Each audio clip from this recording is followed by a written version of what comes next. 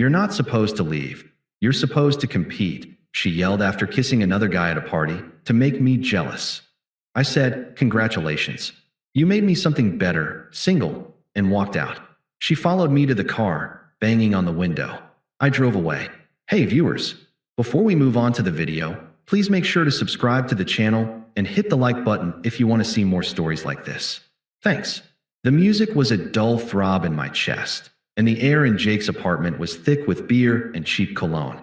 I was searching for Qley, a fresh drink for her in my hand, a peace offering. We'd had that same, tired argument in the car on the way here. You're in your own head tonight. You're not even present with me. I'd sighed, told her I was just tired from work. It was the wrong answer. The right answer was supposed to be a grand, immediate gesture. Pull the car over, look into her eyes, and promise her the moon. But after 5 years, the moons I'd promised were collecting dust in some emotional warehouse. I was out of grand gestures. I just had a lukewarm beer and a hope that the party noise would drown out the tension. That's when I saw her, across the crowded living room, out on the dimly lit balcony. Her back was to the glass door, her blonde hair catching the faint light from the street lamp below. And there was Mark, the guy from her spin class, facing her. He was all smarmy smiles and open body language. He leaned in, and Qley leaned in to meet him. It wasn't a surprise attack. It was a slow, deliberate convergence. My feet rooted to the floor. The crowd near the balcony door noticed, a few whoops cutting through the music. Someone yelled, "Get it, Mark." But her face, that's what froze the scene into a sickening tableau. As her lips met his, her eyes, her beautiful, hazel eyes I'd stared into for half a decade, drifted over his shoulder. They found me in the crowd. They locked onto mine. And she didn't flinch. She didn't pull away in shock or guilt. She held the kiss, and she held my gaze. A challenge. A declaration. My stomach didn't drop. It crystallized into something hard and cold. This wasn't a mistake. This was a performance, and I was the intended audience. I'd seen this show before, just in different costumes. A memory flashed, clear and sharp, finding a rumpled dinner receipt in her jeans pocket a year ago. Table for two. The Oceanair. $180. A male colleague's name scribbled in the tip line. My heart had hammered. I presented it to her, my voice tight with hurt. She'd taken it, her face a mask of innocent confusion, then feigned surprise. Oh, that. God, Leo, it was a team celebration. His card declined, so I paid and he Venmo'd me. You're not jealous, are you? I'd been so relieved I'd bought her flowers the next day. Big, expensive lilies. Wrong move. She'd been distant for a week. Later, during a fight, she'd spat it out. You should have been furious. You should have demanded to know what he was doing buying my dinner. The flowers just made you look weak. Like you were rewarding me. The game. Always the game. And I just failed to play correctly. The kiss on the balcony broke. Mark, looking pleased with himself, whispered something in her ear. She laughed, that tinkling, fake laugh she used when she was putting on a show, and glanced at me again. The message was clear, your move.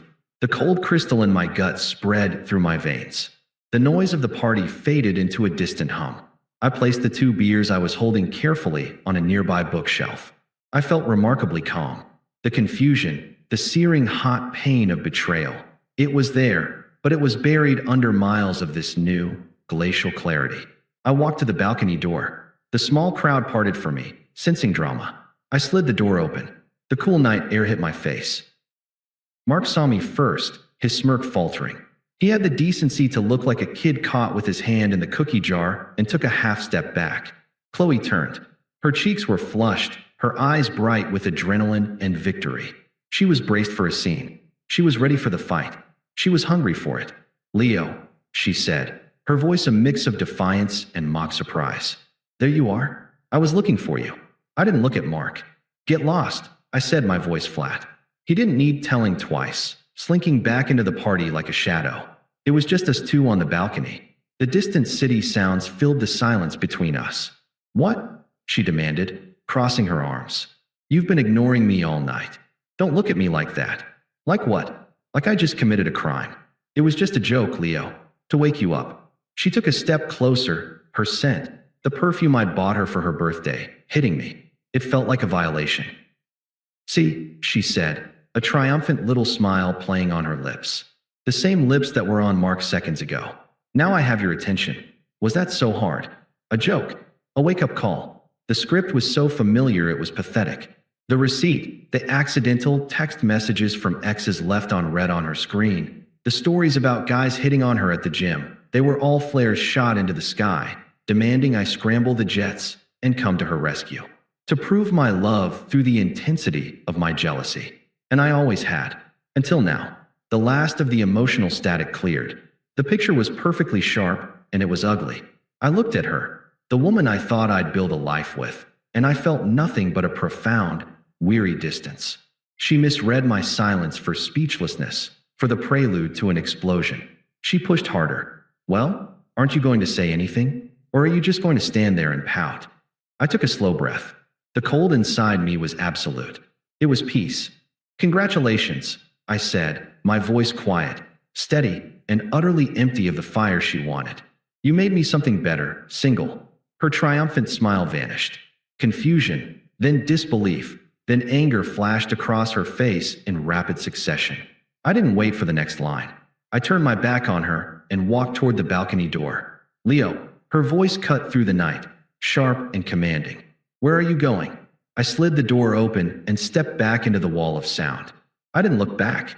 Hey, you're not supposed to leave, she yelled, her voice chasing me as I moved through the crowd, heading for the front door. People were staring. You're supposed to compete. Her words, screamed across a crowded room, hung in the air. The final, unvarnished rule of her world. I wasn't a partner. I was a contestant. And I had just walked off the stage, silent, my mic dropped. The last thing I heard as I pulled the apartment door shut behind me, muffling the music and the chaos, was her voice, shrill and furious, twisting from a command into a plea. If you walk out that door, we're done. The door clicked shut. The hallway was quiet. I took the stairs down to the parking lot, 2 at a time, the cool, still air of the stairwell feeling like freedom. The cold night air of the parking lot hit me like a slap, but it was a clean, clarifying slap. It carried no scent of her perfume, no trace of the party's stale heat. I focused on the simple mechanics. Find the car, unlock it, get in. My hands were steady. The frantic hammering of my heart in the balcony had given way to a slow, deliberate thud. It wasn't panic. It was a funeral march for something that had died long before tonight. I heard the stairwell door crash open behind me. Leo, stop. Her heels clacked a frantic staccato on the asphalt. I didn't speed up. I didn't slow down. I reached my car, pressed the fob, and slid into the driver's seat. The familiar scent of leather and the coffee I'd spilled last week greeted me. A reality that was still mine. I closed the door just as she reached it. The thud of her palms hitting the window made me jump, a final, physical echo of the shock she'd aimed at me.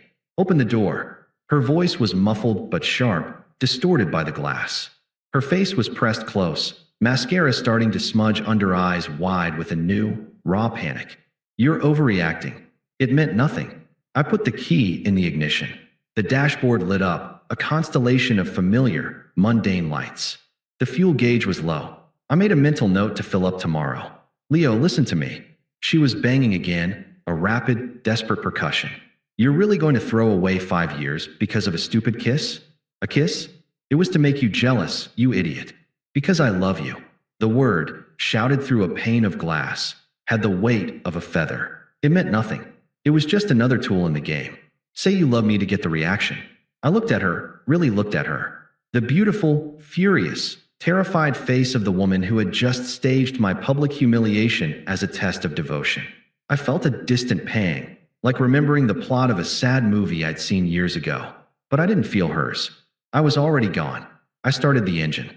The soft rumble vibrated through the seat. Her expression shattered.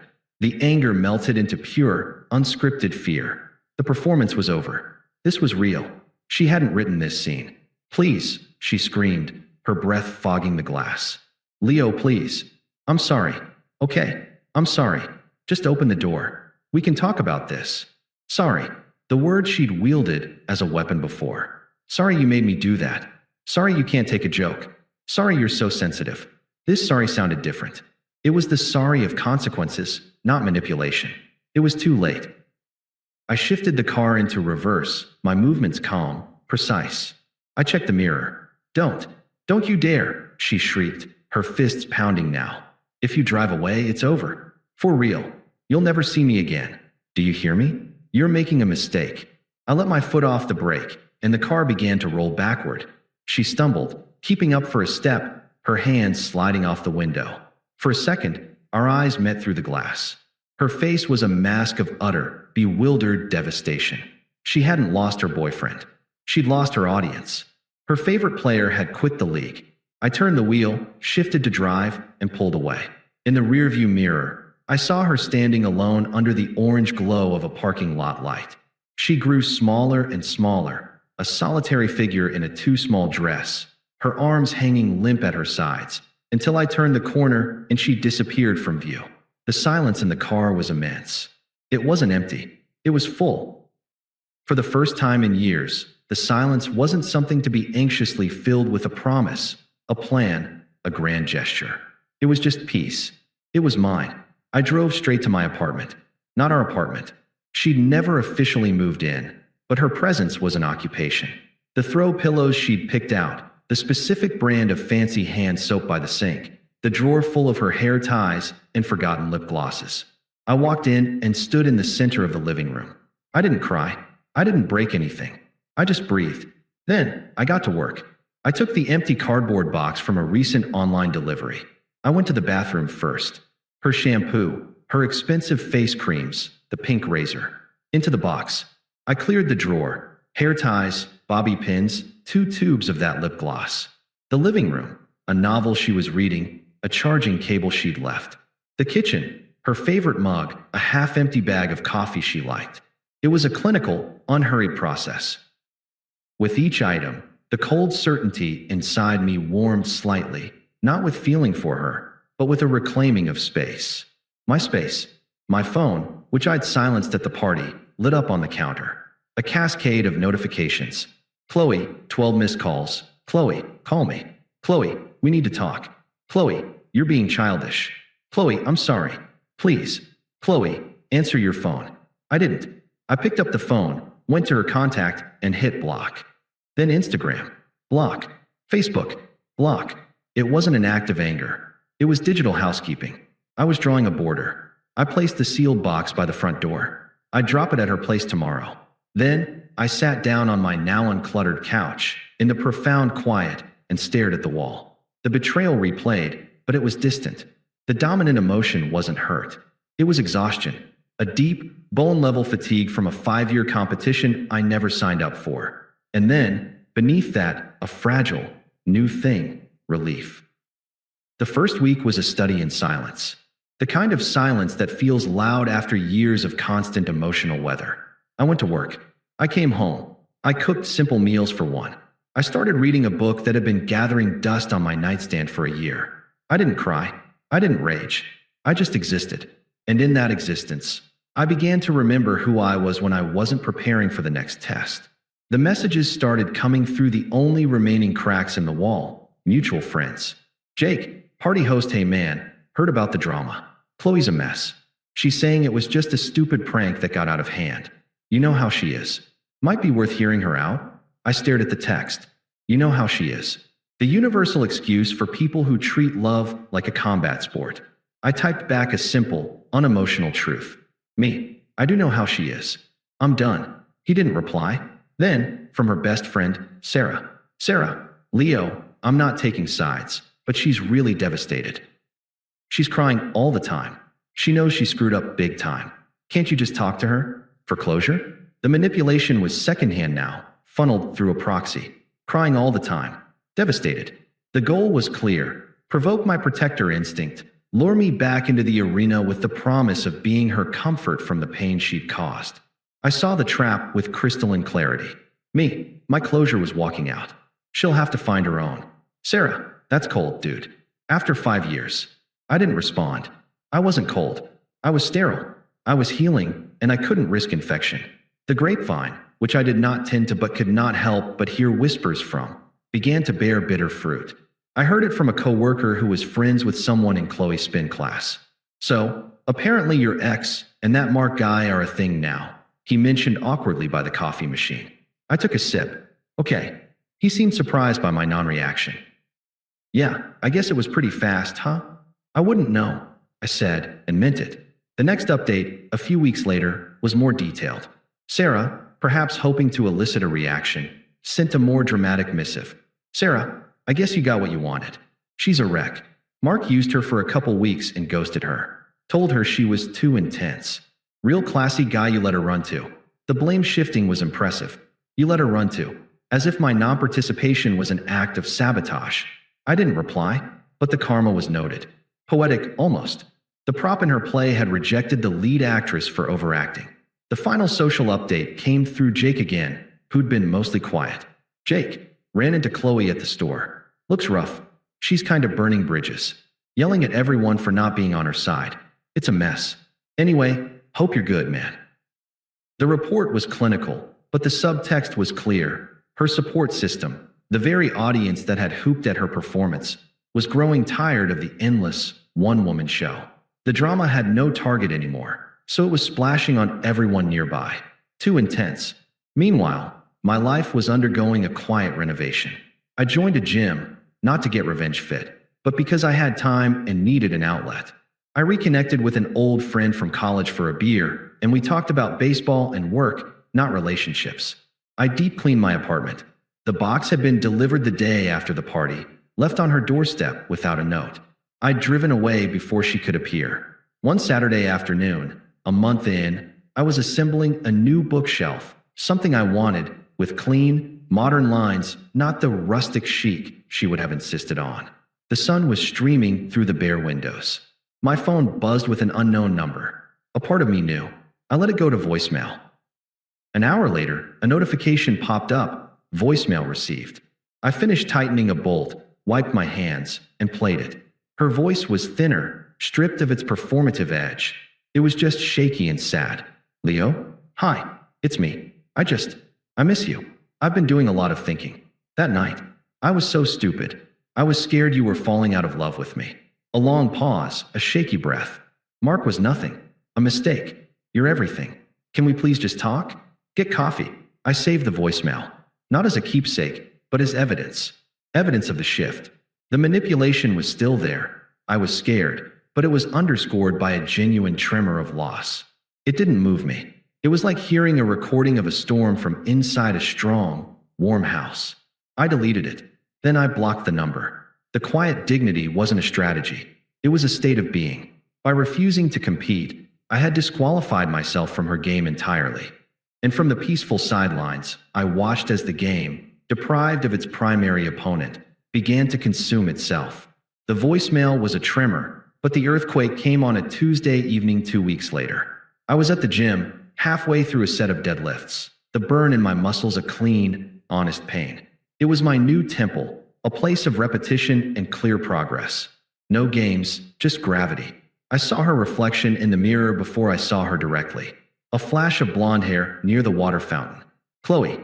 She was wearing yoga pants and a hoodie, but it wasn't the polished, matching set kind she used to wear. This was thrown on, defensive. Her eyes were locked on me, red-rimmed and hollow. I finished my set, re-racked the weight with a controlled clang, and reached for my towel. I didn't approach her. I didn't run. I simply acknowledged her presence with a slow turn. She walked over, her steps tentative. The gym noise, the clanking plates, the grunts, the thudding bass of the overhead music felt like a shield. Leo, she said. Her voice was raw, scraped thin. Can we talk? Please? Just for a minute. I wiped my neck with the towel. This isn't a good place. It's the only place I could find you. You block me everywhere. The wine was creeping in, the victimhood. She took a ragged breath, trying to recalibrate. I got the box. Thank you for bringing it. I said nothing. There was nothing to say. I listened to your voicemail. I finally said, not to be kind, but to state a fact and move the scene along. My answer is the same. Her face crumpled, but it quickly tightened into anger. The sadness was a layer. Beneath it was the ever-present fuse. You think you're so mature? So above it all, she hissed, taking a step closer. The other gym-goers were subtly averting their eyes, tuning into the drama. You just quit. That's all this is. You're a quitter. I was trying to make us stronger, to feel something real. This was the old script, but the delivery was unhinged, stripped of its theatrical flair. This was pure, toxic truth. You wanted a reaction, I said, my voice flat. You got one. I wanted you to fight for me, she shouted, her voice breaking. A few people stared openly. I wanted you to show you cared. Instead, you just left. Like I was nothing. Like we were nothing. You made us nothing, I said, the words calm and heavy. On that balcony, you turned it into a public audition. I didn't want the part. Her eyes widened. The logic, spoken back to her so plainly, seemed to short-circuit her prepared arguments. The anger surged, filling the gap. It was ugly and magnificent, the final stripping away of the romantic, drama queen persona. You were lucky to have me, she spat, her finger jabbing toward my chest. I didn't flinch. You'll never find anyone who loves you as much as I did. You know why? Because you're boring, Leo. You're safe. You're a comfortable couch. And now you're alone because you're too proud to admit you overreacted to a little jealousy game. There it was. The core confession. A little jealousy game. My life, my heart, a board game to her. I felt nothing. No hurt, no anger. Just a profound, academic interest in watching a creature trapped in its own venom. I looked past her, toward the front desk where Kevin, the manager, was watching with concerned eyebrows. I raised my hand slightly in a one-moment gesture. I then looked back at Qley, who was breathing heavily, triumphant in her outburst, waiting for the counterattack, for the fight she craved. I didn't give it to her. I turned and walked toward the front desk. She stood frozen, confused. I leaned over the counter, speaking quietly to Kevin. Hey, Kevin, sorry about that. Could you please let me know if that woman over by the racks is a member? If she's not, she's harassing me, and I'd appreciate if you could ask her to leave. Kevin, a big guy who'd seen it all, nodded once. On it, Leo. You good? I'm fine, I said, and I meant it. I turned and walked toward the locker room. I didn't look back. I heard Kevin's low, firm voice behind me. Excuse me, ma'am? Can I help you? And the sharp, incredulous intake of her breath. I showered in the empty locker room, the hot water washing away the sweat, not the encounter. That, I didn't need to wash away. It was already fossilizing into a lesson. I had my final, definitive answer. The woman I'd loved was a fiction. The real one was a sore loser screaming in a gym. 6 months to the day after the party, I was at my friend Ben's wedding. It was a low-key, backyard affair. I was there with Mara, a woman I'd been seeing for about 3 months. We'd met at a bookstore. She was sharp, quietly funny, and possessed a profound, calming sense of emotional equilibrium. Being with her felt like speaking my native language after years of trying to decipher a chaotic cipher. We laughed easily. There were no tests. I'd heard through the withering grapevine that Qley was invited. Ben's fiancée, Lisa, had been a peripheral friend of hers. I hadn't given it a second thought. I saw her the moment we walked in. She was standing alone near the makeshift bar, holding a glass of white wine. She looked thinner. The vibrant, attention-commanding energy she used to radiate was gone, replaced by a watchful, tense stillness. Her eyes found me instantly, then flicked to Mara, who was smiling at something Ben's grandmother said. I saw the calculation in Qley's eyes, the rapid assessment. Mara, with her intelligent eyes and easy smile, her hand resting lightly on my arm. The upgrade wasn't just visual, it was atmospheric. We looked peaceful. The reception flowed. Dinner, toasts, dancing. I danced with Mara, a slow, simple sway. I was aware of Qley watching from the shadows of the porch, a silent sentinel of her own regret. I didn't feel smug. I felt nothing about her presence at all. She was just another guest. Later, Mara went to the restroom. I drifted to the bar for a glass of water. I felt her approach before I saw her. You look happy. Her voice was close, drained of all its former music. I turned. She stood there, clutching her empty wine glass. Her gaze was on my face, searching for cracks, for a hint of the old Leo. I said. No qualifier. No thanks. Just a statement of fact, as undeniable as the weather. She flinched, just a little. My indifference was a colder rejection than any hatred. I get it now, she said, the words coming out in a rehearsed rush. What I did. I ruined everything. I don't expect you to take me back. I'm not that delusional anymore. She tried a shaky smile that didn't reach her eyes. I need you to know I'm sorry. Really, truly sorry. Not for the game. For not seeing you. For not seeing what I had until I made you throw it away. It was the best apology she'd ever muster. Abject, self-aware, stripped of justification. It was designed to be disarming, to force me into the role of the gracious forgiver, to re-establish a connection, however painful. I looked at her. I saw the ghost of the girl I'd fallen for, now haunting the face of this tired, lonely woman. But the ghost had no power over me. "Chloe," I said, my voice even final. "It's okay." She blinked, hope flaring for a millisecond in her hollow eyes. "You wanted a reaction," I continued. "You got one. It just wasn't the one you wanted." I took a sip of water. "That person you were trying to provoke, the one who'd chase you, compete for you, turn your drama into proof of his love?" I shook my head, a faint, distant smile on my lips. "He's gone. I don't miss him." Her face went ashen. The last of the hope died. She understood. This wasn't punishment. It was evolution. I had evolved past the need for her, for the games, for the entire ecosystem of our relationship. I was in a different world. "Ready to go?" Mara's warm voice came from beside me. She slipped her hand into mine, giving Chloe a polite, neutral nod. "The Uber's 2 minutes away." "Perfect," I said, squeezing her hand. I turned back to Chloe one last time. There was no triumph in my eyes, no lingering hurt. There was nothing for her at all. She was a closed chapter, a resolved equation. "Take care of yourself," I said. It was the most impersonal, conclusive phrase in the English language. I turned with Mara, and we walked away, through the twinkling lights of the backyard, toward the quiet street. I didn't look back. I didn't wonder what she was doing. I didn't think about her at all. Outside, the night air was cool and clean. Mara leaned her head on my shoulder. "You okay?" she murmured. I breathed in deeply, looking up at the sparse stars. The silence between us was companionable, full of a future we were both curious about. "Yeah," I said, and it was the truest word I'd ever spoken. "I really am." The past was a country I no longer lived in. I was free. Thanks for watching. Make sure to subscribe to the channel and hit the like button. What do you think about this story? Share it in the comments.